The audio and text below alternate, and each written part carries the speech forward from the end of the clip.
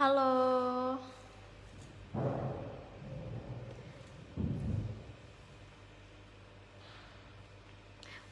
Oke, mohon maaf ya, live hari ini nggak sesuai jadwal karena tadi ada tindakan dulu ngerjain pasien. Jadi ini baru selesai karena pasien juga dadakan tadi. Jadi live-nya telat 1,5 jam ya, mohon maaf banget. Oke, buat teman-teman yang sudah bersedia menunggu live kita pada hari ini, terima kasih banyak ya. Boleh sambil di tag teman-teman yang lain biar join di live streaming kita pada hari ini ya. Nanti kalau misalnya suaranya kurang jelas atau terputus-putus, langsung bilang aja ya. Oke, maaf juga kalau misalnya suara saya kurang begitu jelas untuk hari ini karena lagi ada sariawan, jadi kurang bisa berbicara dengan baik dan benar. Halo, selamat siang semuanya. Oke, kita tunggu sekitaran 2 menit lagi biar nunggu teman-teman yang lain biar join ya. Jadi kita mulai habis itu.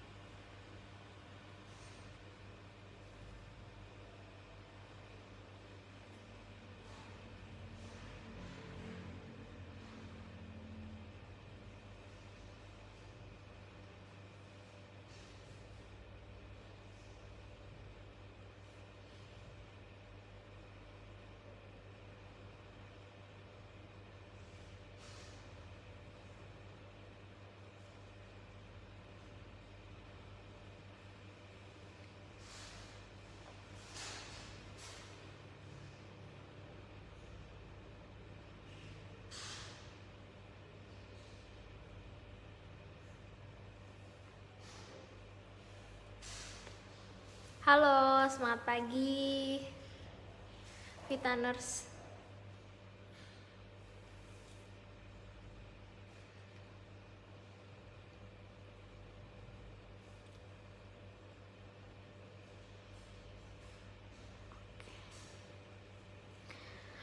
Oke, udah kita mulai aja ya live pada hari ini ya. Oke.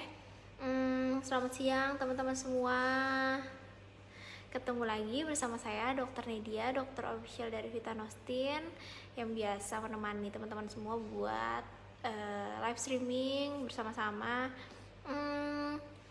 Kita udah lama banget ya nggak ketemu ya, sekitaran 2 mingguan mungkin ya saya nggak live karena kemarin juga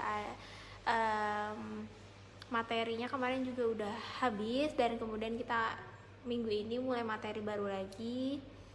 Jadi kalau teman-teman mau konsultasi seputar produk atau seputar penyakit, langsung aja komen di sini ya.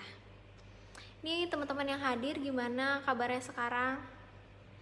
Semoga semuanya sehat selalu ya, dan kalau ada yang sakit semoga cepat sembuh gitu ya.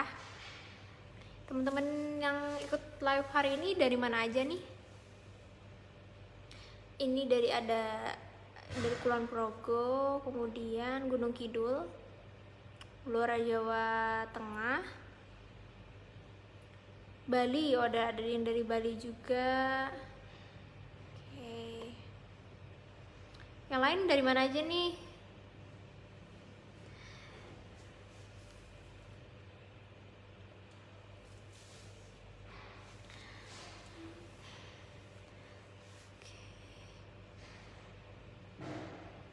Tadi saya udah di WA sama admin Vitanostin, katanya ayo dok cepet buruan live, katanya teman-teman udah pada nungguin. Mohon maaf ya karena keterlambatan live-nya. Oke, pada hari ini seperti biasa kita akan membahas tema seputar penyakit yang udah diumumkan di Facebook kayak biasanya sama di Instagram. Hari ini temanya perbedaan gejala flu biasa dengan COVID. Kita semua sebenarnya harus tahu ya perbedaan gejalanya ini, jadi biar nggak salah langkah dan salah terapi. Karena flu biasa sama gejala COVID ini dia gejalanya mirip-mirip, tapi sebenarnya berbeda. Jadi kalau flu dikit bukan berarti COVID ya, tapi bisa juga memang flu biasa gitu. Oke, nanti kalau misalnya teman-teman ada pertanyaan seputar gejala COVID, tapi yang belum saya bahas nanti boleh tanya langsung, nggak apa-apa. Kemudian kalau misalnya ada pertanyaan lain seputar COVID, mau gejala ataupun terapi atau penggunaan Vitanostin di saat COVID juga boleh langsung di komen aja gitu. Oke, tunggu sebentar ya. Saya mau ke belakang dulu.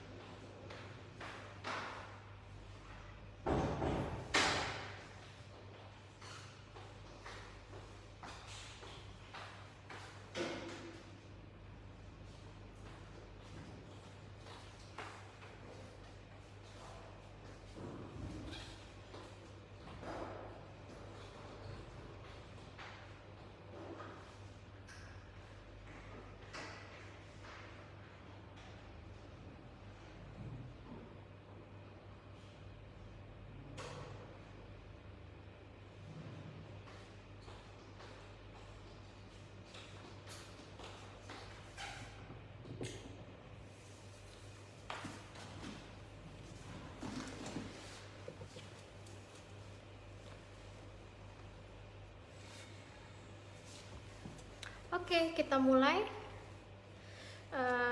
pembahasan hari ini ya, tentang gejala-gejala dari flu biasa.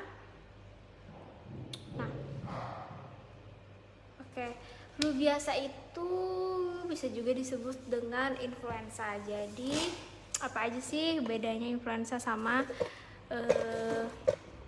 COVID ya? Nah, kalau flu biasa itu atau influenza biasanya gejalanya kayak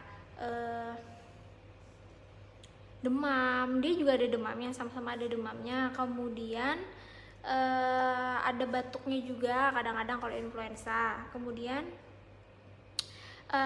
kalau influenza ini dia nggak ada nafas pendek, jadi gejalanya yang ada nafas pendeknya itu atau susah nafas itu biasanya ada di COVID-19 ya. Jadi kalau pasien yang mengalami demam, pilek tapi pernapasannya masih normal, SpO2-nya masih bagus, nah itu kemungkinan bukan mengarah ke COVID. Nah, dimana kita tahu SpO kita tuh bagus atau enggak? Pasti teman-teman udah pernah lihat dong alat yang namanya oximetry atau oximeter yang biasa ditaruh di jari. Nah, itu fungsinya untuk mengukur kadar oksigen yang ada di dalam tubuh gitu, atau kadar oksigen yang ada di dalam darah. Jadi kalau misalnya kadar oksigen kita di dalam tubuh itu rendah, dia pasti kadar SpO2-nya akan menurun gitu. Biasanya normalnya itu sekitar 97 atau 98, 99 maupun 100. Jadi kalau di bawah itu kita harus tahu itu karena apa? Apa karena memang pernafasannya masih kurang baik, atau memang kadar oksigen dalam tubuhnya memang kurang bagus gitu. Kalau pasien COVID memang biasanya saturasi atau SpO2-nya itu sekitaran 90 ke bawah, jadi kayak 90, 89, bahkan 60 itu biasanya udah sesak banget pasiennya gitu. Tapi bisa juga kalau misalnya SpO2-nya rendah tapi pasien tidak mengalami sesak sama sekali. Nah, itu yang berbahaya. Itu namanya disebut juga dengan happy hipoksia. Nah, itu bisa juga dialami oleh penderita COVID. Jadi kalau pasiennya baik-baik aja, tapi ternyata pas dicek kadar saturasinya dia 60 70, nah itu bahaya karena dia sewaktu-waktu bisa meninggal gitu. Kemudian kalau pada influenza itu tidak ada diare ya, jarang ya. Jadi kalau pasien influenza kan paling dia demam, kemudian ada batuk-batuknya dikit, ada bersin-bersinnya dikit gitu.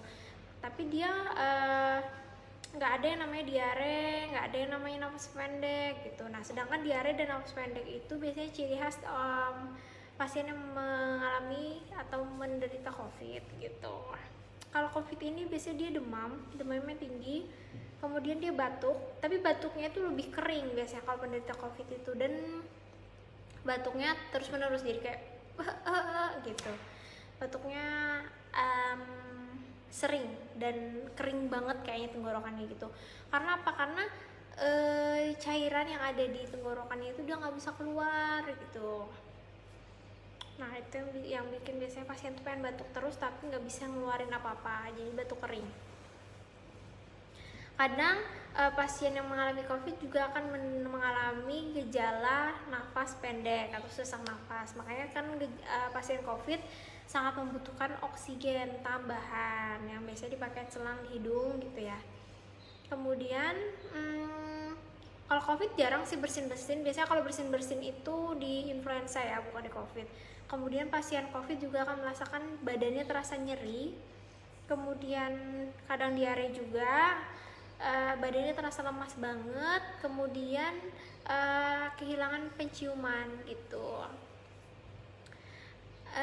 Bahkan sama indera perasanya mungkin kadang bisa hilang juga. Jadi dia memang walaupun wangi-wangian parfum nggak bisa ngendus biasanya gitu. Itu kalau COVID ya. Kalau influenza walaupun dia hidungnya mampet, dia masih bisa nyium, oh ini aroma lemon, oh ini aroma parfum ini gitu. Tapi kalau COVID benar-benar nggak bisa karena ada saraf yang terganggu gitu. Kemudian kalau orang yang mengalami COVID itu belum tentu ya semua gejala tuh muncul di dalam dirinya, karena beberapa pasien atau beberapa penderita COVID biasanya hanya mengalami beberapa gejala, jadi belum tentu semuanya. Jadi misalnya gini, si pasien A dia mengalami demam, batuk kering, dan kehilangan penciuman, 3 ini gitu. Kadang di pasien B dia mengalami nyeri badan yang sangat-sangat dan mengalami demam, kemudian mengalami diare gitu. Jadi memang di setiap pasien beda-beda ya gejalanya gitu. Kemudian kalau misalnya untuk lebih validnya biasanya disarankan untuk swab antigen atau rapid antibody, atau yang paling valid sekarang adalah PCR. Nah kalau PCR kan harganya juga lumayan pricey.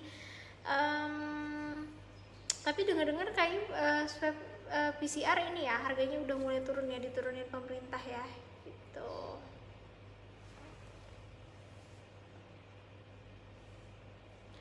Oke.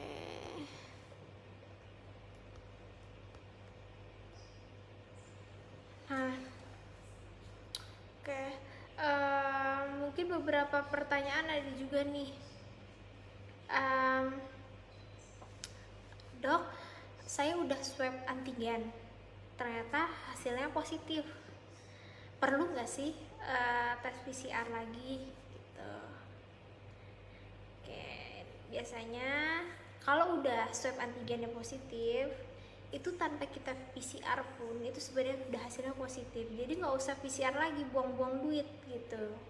Yang hasil swab antigen tuh udah valid sebenarnya. Jadi cukup antigennya aja, PCR-nya nggak usah, karena kan udah jelas tuh di antigennya positif gitu. Kemudian ada juga beberapa pertanyaan biasanya,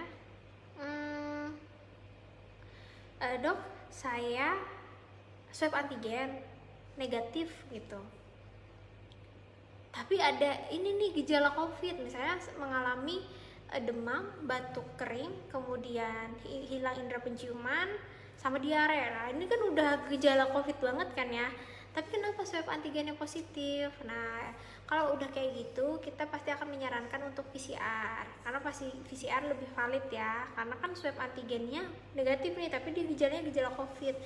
Nah coba di PCR aja, biasanya kalau di PCR pasti positif sih kalau udah gejalanya komplit kayak gitu, tapi bisa juga negatif PCR-nya. Berarti kalau misalnya memang PCR-nya negatif, berarti ya memang itu bukan COVID gitu. Jadi sebenarnya yang paling valid PCR. Tapi kalau swab antigennya aja udah positif, ya udah berarti positif dia gitu. Kemudian biasanya pertanyaan pasien itu kalau udah jelas nih dia udah swab antigennya positif ya, atau PCR-nya positif, tapi dia gejalanya ringan, jadi kayak cuma demam doang, nggak ada batuk, nggak ada kehilangan indera penciuman, pasien hanya cukup minum obat-obatan yang sudah diberikan dokter dan isoman di rumah aja. Tapi ketika pasien sudah mengalami sesak nafas atau bahkan gagal nafas, itu wajib ke rumah sakit gitu ya, agar bisa mendapatkan perawatan yang lebih baik. Tapi kalau misalnya gejalanya ringan bahkan tanpa gejala, sebaiknya isoman di rumah aja 2 minggu. Oke, kalau udah 2 minggu insya Allah udah aman dan tidak dapat menularkan ke orang lain lagi. Kemudian ada juga pertanyaan gini, sudah pernah kena COVID nih, apa bisa kena COVID lagi gitu? Sangat bisa ya. Jadi pasien yang sudah pernah mengalami COVID dan sudah sembuh itu masih bisa berpotensi untuk kena COVID lagi. Jadi bagi yang udah kena tetap harus berhati-hati dan benar-benar dijaga imun tubuhnya, kesehatannya gitu ya. Nah, mungkin gejala COVID itu aja sih sebenarnya, dan perbedaannya sama influenza, dia biasanya perbedaannya di sesak nafasnya sih yang paling nampak atau paling kelihatan gitu.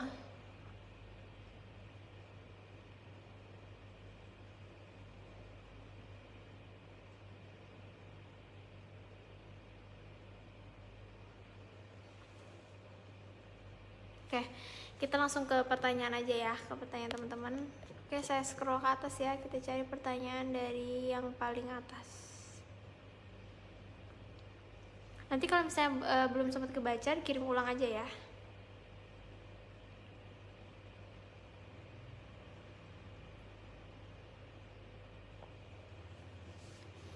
Oke, dari Mbak Enda Duyanti, pitanosin bisa dikonsumsi mulai usia berapa ya dok? Dan bagaimana cara penyajiannya agar kandungannya tidak hilang?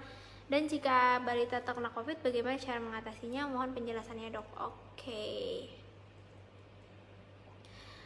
saya jawab satu-satu ya.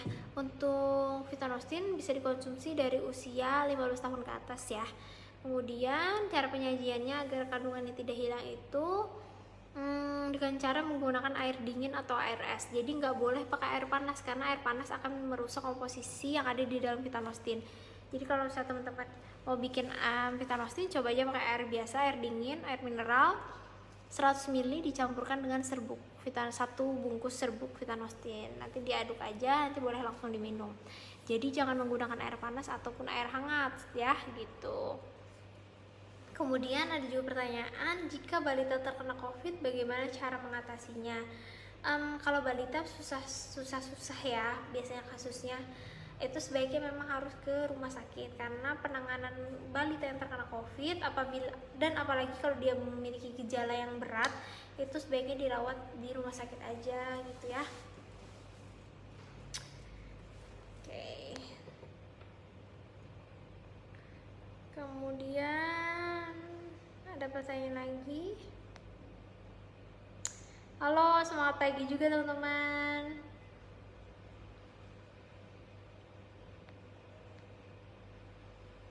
Udah mulai rame nih room kita. Apa kabar teman-teman yang baru join? Oke, ada pertanyaan dari Hikmah Melia, dok, apakah pitanosin bisa meredakan rasa nyeri juga? Bisa banget. Jadi pitanosin bisa meredakan rasa nyeri, pegel-pegel, nah itu bisa banget. Untuk dosisnya sendiri bisa konsumsi 2-3 saset per hari ya. untuk vitanostin ya.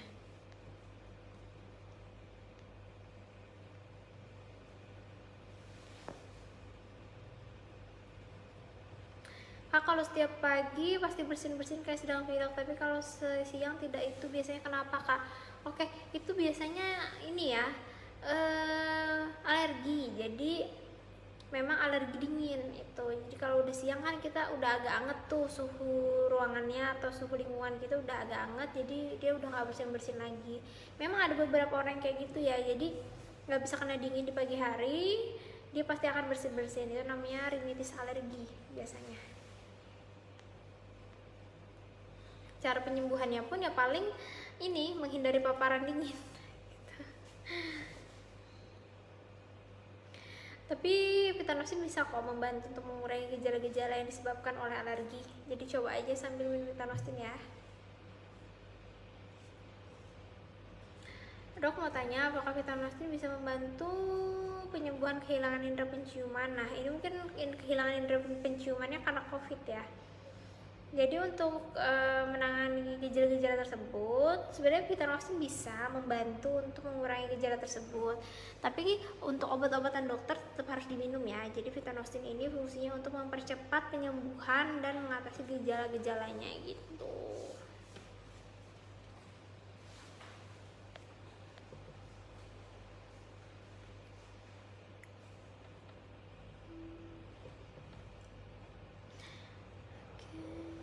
Nah, ini ada testi nih dari Putri Wulansari. Berbagi testi pribadi dan konsumen dok. Kemarin sempat gak bisa nyium bau dan lidah gak bisa merasakan setelah minum vitanostin dan produk nasal lainnya, alhamdulillah sembuh. Nah, ini mungkin gejala COVID juga ya. Jadi dia minum vitanostin untuk membantu mempercepat penyembuhan. Kalau COVID-19 ada yang muntah-muntah dok? Ada. Jadi tiap orang itu memang gejalanya beda-beda. Ada yang muntah-muntah, mual. Apalagi dia kalau ada gastritis ya, demah, dia bisa langsung gampang kambuhnya. Kalau teman-teman yang lain mau kirim pertanyaan, langsung kirim aja ya, langsung di chat aja.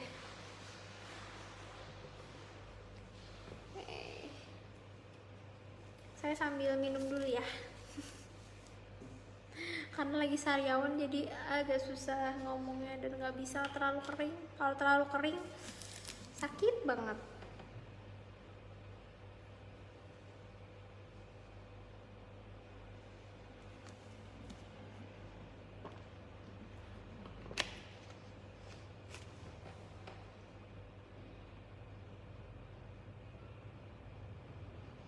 Teman-teman di sini udah pada vaksin belum nih?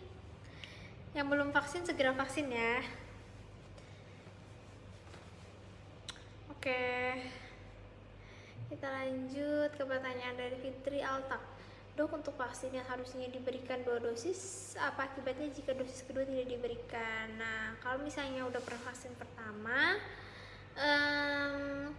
sebaiknya kan dianjurkannya vaksin kedua. Nah, fungsinya apa sih vaksin kedua? Untuk membooster vaksin yang pertama. Jadi memang dia harus 2 dosis biar imunnya semakin kuat gitu. Jadi kalau cuma 1 doang, pasti imunnya tidak akan sekuat orang yang sudah vaksin 2 kali gitu. Jadi memang kalau anjurannya vaksin 2 kali, ya udah dilakuin aja 2 kali, sama kayak bayi. Beberapa vaksin kan memang dianjurkan ada yang sampai 4 kali, 5 kali gitu kan.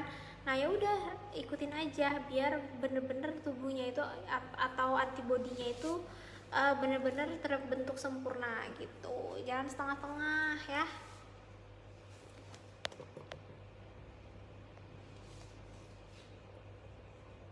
Ada yang dari Palembang nih. Halo semuanya.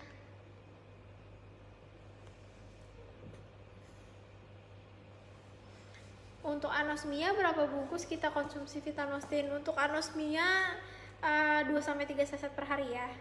Tapi jangan lupa minumnya setelah makan, saat perut sudah terisi ya.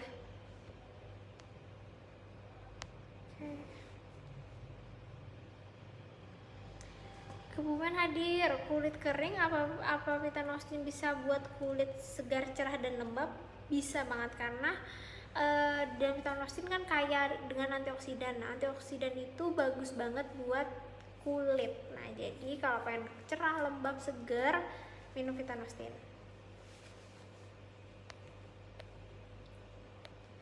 Terima kasih dok atas jawabannya. Kemarin anak ada sepupu saya berumur 4 bulan juga kena covid tapi isolasi mandiri. Alhamdulillah sudah sembuh dok. Alhamdulillah ya. Jadi kalau misalnya gejalanya nggak berat, isoman aja. Tapi kalau udah gejalanya mengarah yang ke berat, langsung aja dibawa ke rumah sakit. Sama-sama.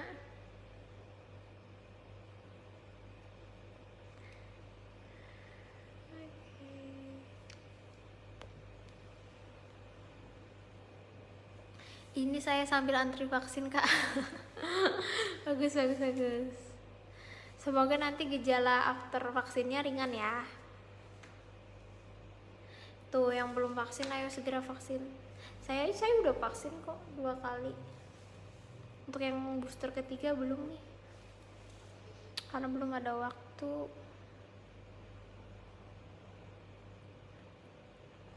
Alhamdulillah sudah dok, baru vaksin sekali. Nah berarti tinggal yang vaksin kedua ya yang belum. Apakah vaksin itu wajib dok? Saya dan keluarga punya riwayat penyakit. Iya vaksin itu wajib, tapi memang kalau misalnya memang ada riwayat penyakit tertentu, memang kalau misalnya kata dokter yang nggak bisa ya udah berarti nggak bisa.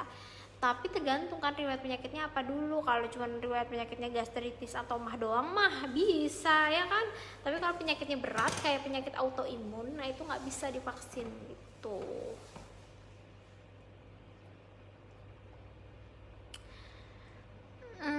Tanya dong dok, kandungan apa aja nih yang pada vitamin untuk meredakan gejala serangan penyakit?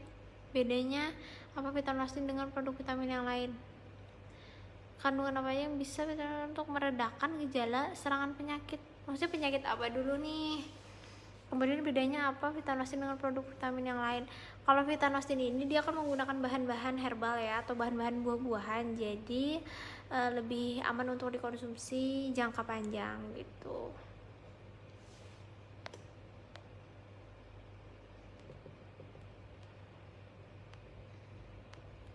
Oke. Dok mau tanya, saya dulu pernah sinusitis 8 tahun yang lalu, sudah lama tidak berobat. Itu kalau dingin sering bersin-bersin sampai keluar ingus.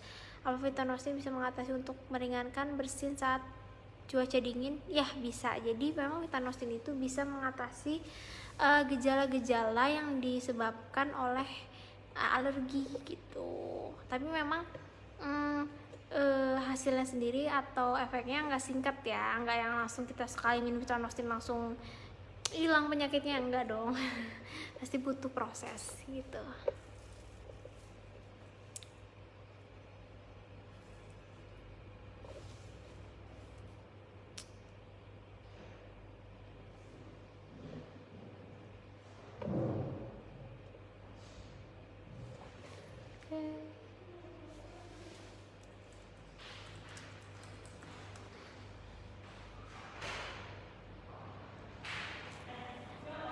Dok kalau tubuhnya ada planita di punggungnya bisa vaksin.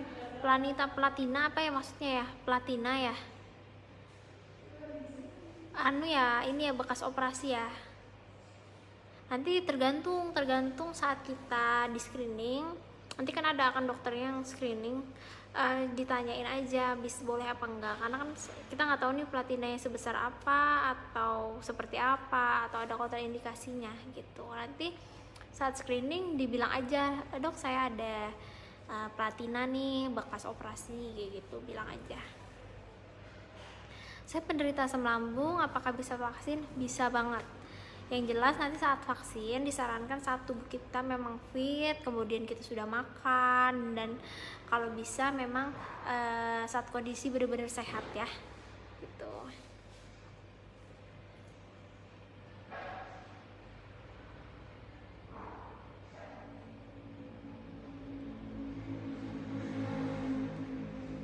Dok, vitamin aman tidak bagi penderita asam lambung? Aturan minumnya apakah 2 kali sehari juga? Iya betul, aturan minumnya sama 2 kali sehari juga. Untuk riwayat paru-parunya sih nggak mas, oh sorry salah pertanyaan. Untuk riwayat asam lambungnya sebenarnya nggak masalah, yang penting kalau konsumsi Vitanostin itu wajib setelah makan. Dan kalau konsumsi Vitanostin tidak disarankan saat asam lambung naik, jadi saat asam lambungnya sudah turun baru konsumsi Vitanostin gitu.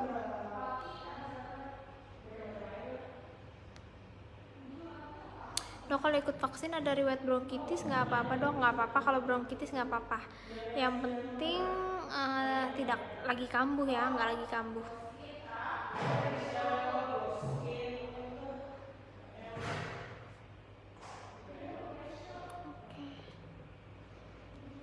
Oke, tunggu sebentar ya.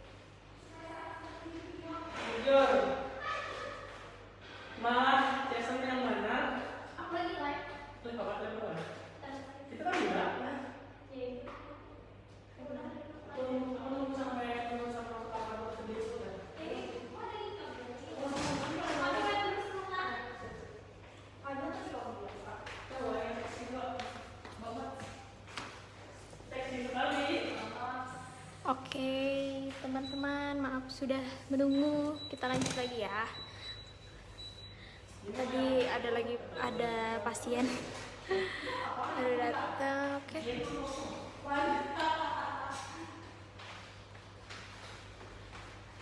Oke. Nah, ada testimoni lagi dari teman-teman nih. Testimoni konsumen saya asam urat, alhamdulillah minum 1 box udah sembuh, terima kasih Vitanostin. Nah, itu kan salah satu efek dari penggunaan Vitanostin. Dia memang bisa menormalkan kadar asam urat, menormalkan kadar gula darah, kemudian menormalkan darah tinggi. Jadi kalau pasti teman-teman ada gejala-gejala itu, misalnya gejala darah tinggi, asam urat yang tinggi, kolesterol tinggi, kemudian gula darah tinggi, bisa konsumsi Vitanostin.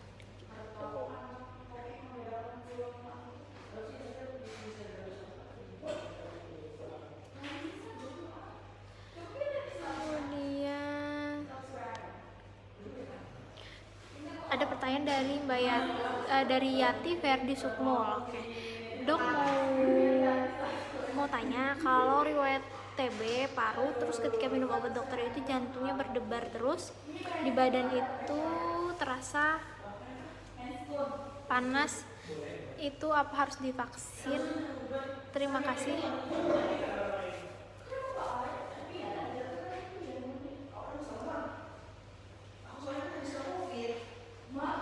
Terasa panas itu apa harus divaksin? Jadi ini kan lagi pengobatan TB ya, kemudian ada keluhan berdebar, terus apa harus divaksin apa tidak? Kalau saran saya sih memang harus selesaikan dulu aja pengobatan TB-nya, baru nanti vaksin. Misalnya kan ini pengobatan TB-nya udah jalan 4 bulan, berarti tinggal 2 bulan lagi kan, selesain dulu aja baru nanti vaksin gitu sih kalau saran saya, biar nggak kontraindikasi. Halo Gunung Kidul.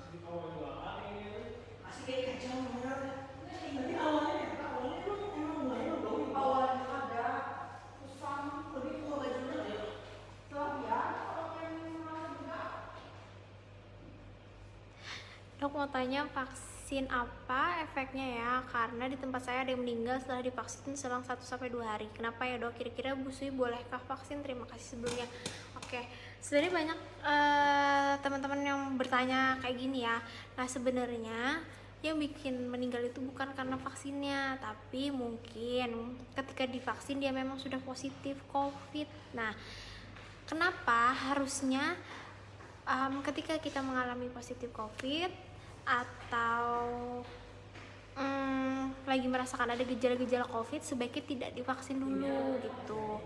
Atau mau lebih aman, ketika kita mau vaksin kita swab antigen dulu atau PCR dulu baru kita vaksin. Jadi kita tahu nih kita lagi ada COVID-nya apa enggak. Kalau misalnya memang lagi sehat, yuk vaksin. Tapi kalau lagi positif jangan vaksin dulu, karena ketika kita positif divaksin itu akan memperparah gejala, takutnya sih gitu. Jadi benar-benar harus hati-hati. Jadi kalau bisa di saat tubuh fit sehat, yakin kalau memang lagi negatif baru vaksin ya gitu.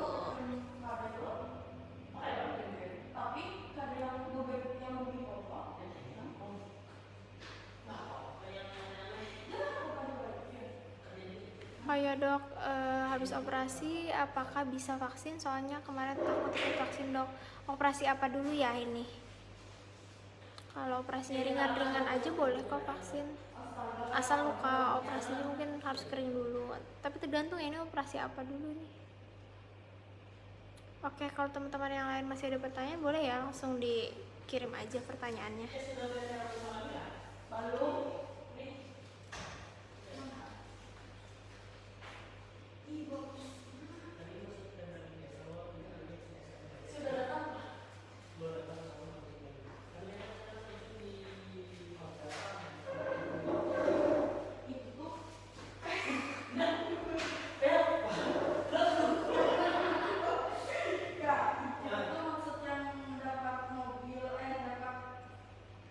Dok, apakah bagi lansia yang punya asam urat, pegal linu tidak boleh vaksin? Kalau asam urat memang ada kontraindikasinya ya. Dia harus asam uratnya normal dulu baru boleh vaksin. Boleh kok sebenarnya, tapi harus pas asam uratnya normal. Jadi konsumsi dulu obat-obatan untuk menurunkan kadar asam urat, baru nanti vaksin. Oh, operasi usus buntu sama hamil di luar kandungan boleh kok, boleh vaksin asal memang kondisi sekarang lagi sehat ya. Berarti kemarin operasi usus buntu sama hamil di luar kandungannya barengan ya operasinya ya? Boleh kok, nggak masalah.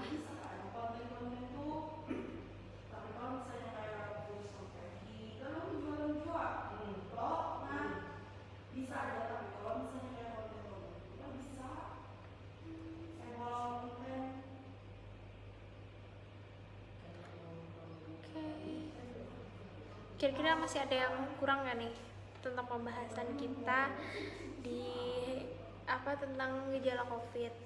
Nanti teman-teman kalau misalnya belum sempat nonton live streaming saya pada hari ini, boleh nonton besok-besok ya, karena bisa diputar ulang lagi. Karena video live pada hari ini bakal saya save ya, jadi tenang aja, bisa ditonton lagi. Kemudian untuk jadwal live nanti saya udah nggak di hari Senin lagi ya, karena saya pindah ke hari Rabu, karena hari Senin itu kebetulan pasien saya lagi padat-padatnya. Jadi kita pindahnya ke hari Rabu ya, sekitar jam 1-an atau jam 2-an, kayak gini deh jamnya ya gitu. Kemudian untuk live di jaringan NASA itu setiap hari Jumat sama kayak kemarin gitu. Nanti jangan lupa nonton ya. Nanti kalau teman-teman belum ada follow Instagram Kita Nostin, nanti di follow ya, kitanostin.co.id, karena biasanya di situ sering bagi-bagi giveaway, sering bagi-bagi info tentang kesehatan dan jadwal live streaming dokternya. Jadi teman-teman just follow Instagram kitanostin.co.id gitu.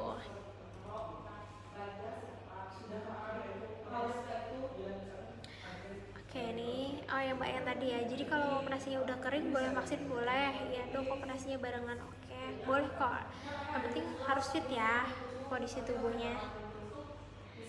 Oh ya, buat teman-teman, kalau ada testimoni seputar penggunaan Vitanostin, di-share aja ya.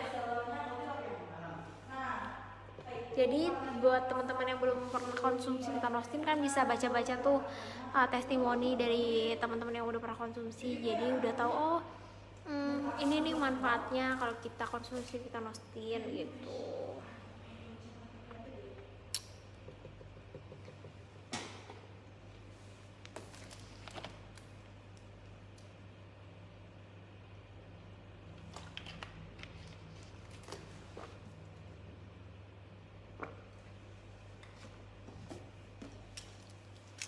Oke, saya tunggu ya pertanyaan-pertanyaannya. Kalau ada langsung di komen aja.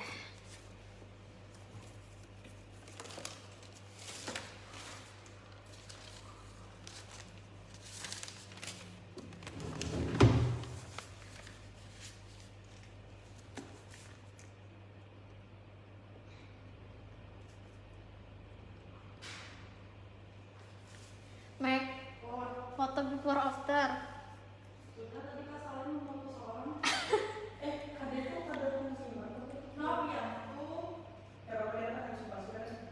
Habis cleansing kan Bapak?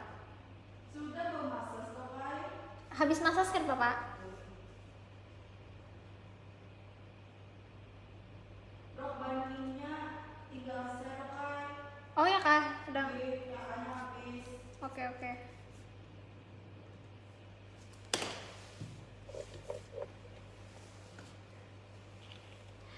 Oke, sambil nunggu pertanyaan, sebentar ya. Nanti kalau ada pertanyaan langsung komen aja ya.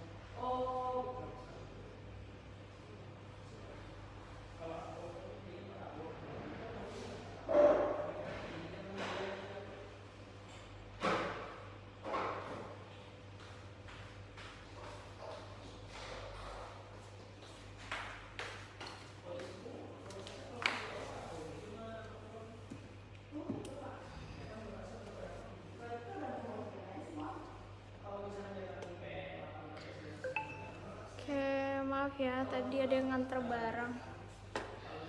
Oke, kita lanjut lagi ya. Dok mau tanya, jika flu ketika cuaca dingin dan keluar darah di hidung 3 hari nggak berhenti, apa solusinya dok? Coba minum obat asam tariksamat buat menghentikan perdarahannya dulu ya. Kemudian kalau misalnya masih berlanjut juga, bisa langsung bawa ke dokter aja ya. Kalau misalnya dikasih obat nggak mempan. Tapi tergantung ya, kalau misalnya darahnya banyak kasih obat, tapi kalau darahnya sedikit kemungkinan karena memang hidungnya lagi kering gitu.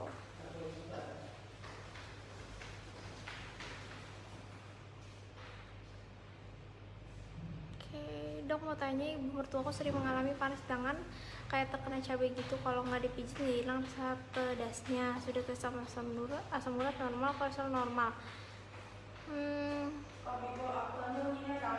Karena mertua tergolong nggak suka makan buah. Sebenarnya bukan karena makan buahnya sih, tapi mungkin ada sesuatu di badannya yang bikin tangannya terasa panas. Coba dicek kadar gula darahnya ya.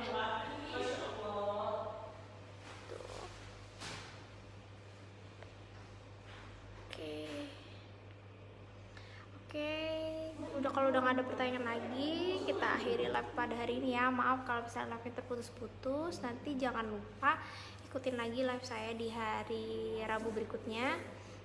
Terima kasih buat teman-teman yang udah join live stream kita pada hari ini. Semoga pembahasannya bisa bermanfaat ya. Kemudian mohon maaf jika ada salah-salah kata, salah-salah penyebutan. Sampai ketemu di live saya berikutnya. Terima kasih banyak. Semangat pagi, Fitness.